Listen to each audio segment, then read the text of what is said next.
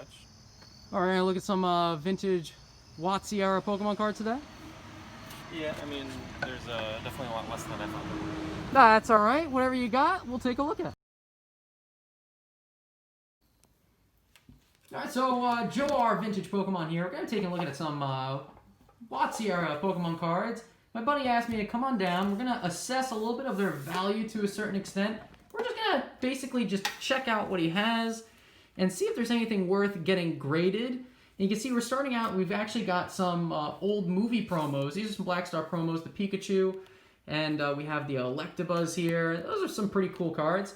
And just taking a look at the backside of these cards, and one of the things that my friend here asked us to do today was just kind of assess and see what kind of grades some of these cards would get.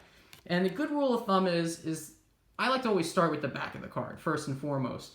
If it has any edge whitening whatsoever, you know you're not in line for a 10 grade. Chances are, as a matter of fact, if you've got a little bit of edge whitening, you're probably not in line for a 9 either. You're probably looking at an 8 or lower. A card like this, just taking a very quick look at it, this Electabuzz Black Star promo that was given away from the movies, you can see here that the front is clean. The backside has a little bit of edge wear on it in a couple of spots. So this would probably score somewhere around a PSA 7 or a PSA 8 grade. The centering on the card is pretty good, not too bad. So I'd probably be inclined to say this would get like a PSA 8. Now, the value overall of this card is not super high. So a PSA 8 grade might not be worthwhile. So this might actually be one of those cards that I would say you're better off selling just raw. But that being said, still brings back a little bit, a couple dollars, a few dollars here or there. You might want to pair it up with the Pikachu, which is in a similar condition, and that would bring you back maybe $10. So something that I like to do a lot, and I've mentioned this in the past in some of my videos, I like to put my cards together in lots. Because, I mean, it's just as easy to move one card as it is to move 2 cards or 3 cards or even 10 cards in one shot. So you put cards together, it's a good way to move them out and make a little more money versus selling them individually one at a time. Especially if they're related. Yeah, oh yeah. Definitely recommend selling related cards. That's always really helpful. So we have a first edition Electrode here from the Jungle set. And let's take a look, because this is first edition. This is not bad. This is actually really, really good stuff. This card now is starting to get up there in the value a little bit, and I don't know the exact value off the top of my head. But I can say that this card, looking at it, it's got some scratches on the surface. There's silvering along the edges. The backside isn't terrible, but there's some whitening here. So this is going to be in line for around a PSA 7 or a PSA 8 tops. As long as there's no bends or creases, I could see this getting probably a 7 in terms of its overall grade. Because it's a first edition from the Jungle set, and it's a holographic card, it also is going to have some added value. We're looking at, maybe around $20 to $30. Electrode is probably the least valuable of the Jungle holographic cards. So we'll put that one off to the side as well. Definitely a good one to sleeve, though. If you have a way of protecting this one a little extra, it's not a bad idea. Okay, a couple more here. This is from the Team Rocket set, and this is just a common card, so it's not going to be worth much. First edition prices have been going up for commons and uncommons, but this one is probably going to be one that you probably put together in a lot of some kind. Unlimited Vileplume. We have an Execute. And now we're starting to get beyond my expertise, so I don't know exactly what set this is from off the top of my head. Holographic Venomoth from the Jungle set. Not first edition, but this one's relatively clean. A little bit of edge wear here on the bottom. So yeah, a couple dollars for this one. And we've got some base set. And there's a couple really nice cards. I mean, the starters, even base set starters, are starting to get up there in value, so you could definitely move a good number of these together in one shot. We have Bellsprout, Cubone. These are all first edition from Jungle, but they're just commons.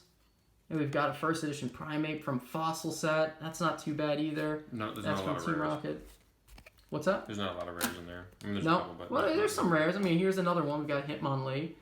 But because it's not first edition, it's not going to bring back too much. So a little bit here or there.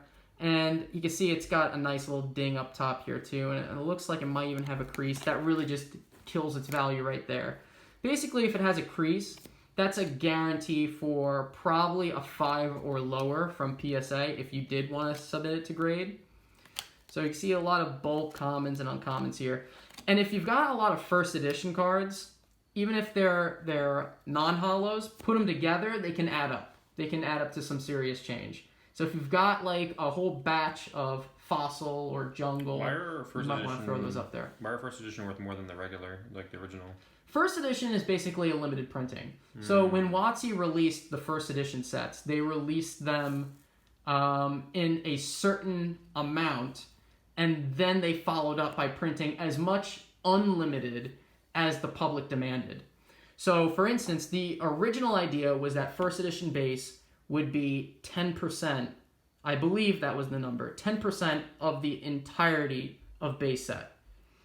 However, Pokemon became so incredibly popular, it exploded, that in the end, they reprinted base set Unlimited so much that first edition base compared to Unlimited base set ended up being more like 2%. So that's why base set first edition now has such a crazy skyrocket in value. Even Unlimited base set is now reaching the point where a base set booster box unopened is in excess of $10,000. And that's for the Unlimited one. Recently, a record price was set at auction for over $200,000 for a first edition base set box. Wow. So the prices have really gone up. Magneton, another not super crazy popular card. Unlimited base set, you can see that it has the shadow here. No first edition stamp. So a couple dollars, maybe $5 for the Magneton, depending on condition.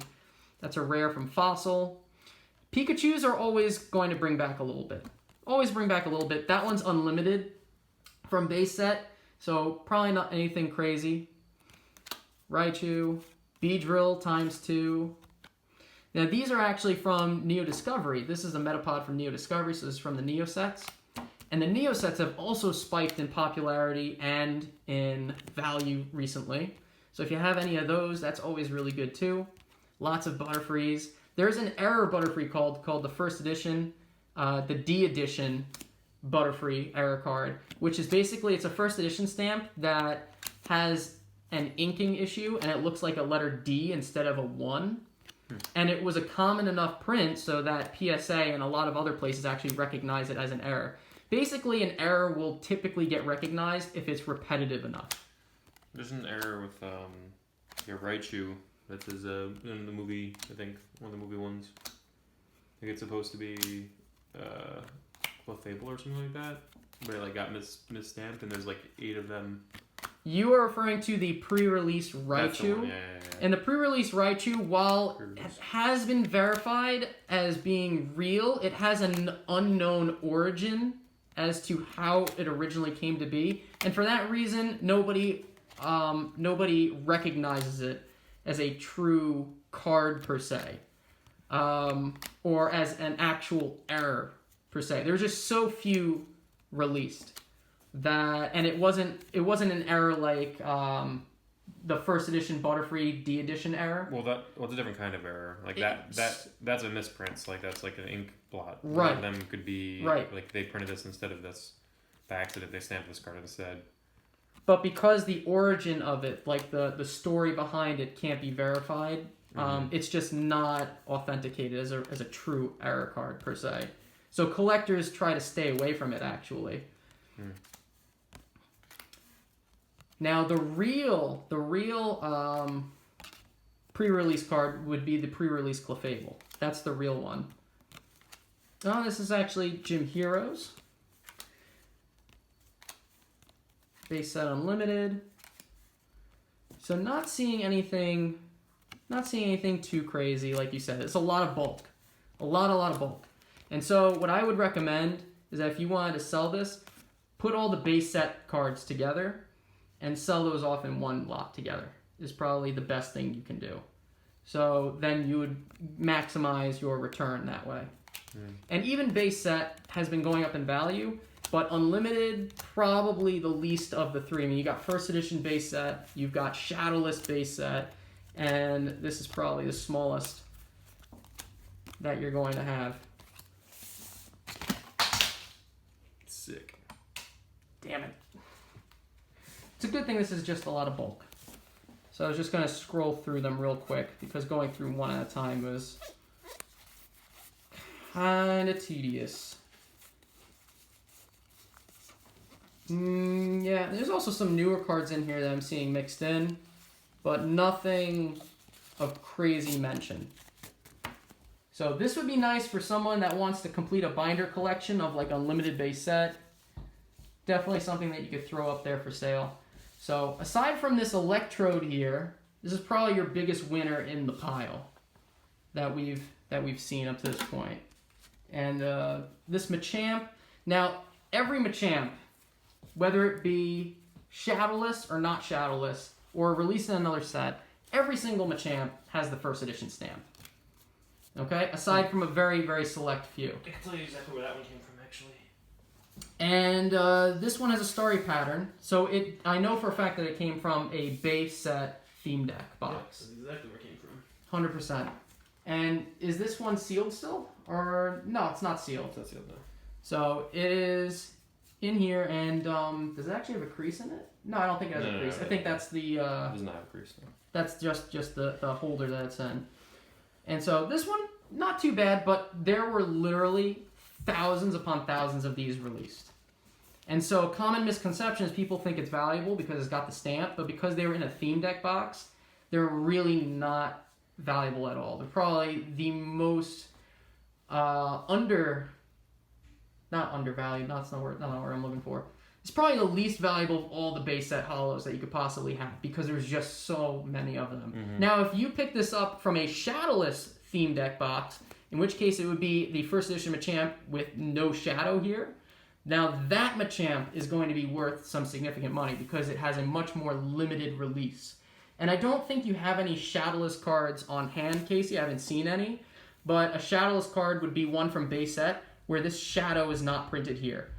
They're all first edition base set cards, and there's a limited release run of Shadowless cards that do not have this shadow here, and they all have a significantly higher value. But this is not one of those, unfortunately. So we're going to put that one off to the side. Is there anything else for us to take a look at, or is that it, you think? That's basically it. I mean, I have some stuff in here, I think. But nothing you think that is of crazy value? Maybe. Looks like it's some base set. We'll It's just base take a set. quick scroll through. Probably some other things in there too. Okay, this is energy searches, and these are from the fossil set. Energy search. Looks like a lot of trainers. Oh, that's base set. That's from I don't know what's in there. Fairy I think it was Doll. what I couldn't fit in here. Here we go. It's an Ampharos. The Neo Hollows have been going up in value, so that's not too bad. That's not too bad. That's a little bit of a winner right there. Jolteon is always popular. It's a very popular card. There we have a Ninetales. That's not too bad either. And we have some newer stuff that I don't really have a lot of familiarity with. So, Casey, thanks for having us over today. Take a look at some of these cards. We'll talk a little bit off camera about what you might want to consider grading and what the conditions would have to be to verify that grade and the likes. So, thanks for having us, man. Word.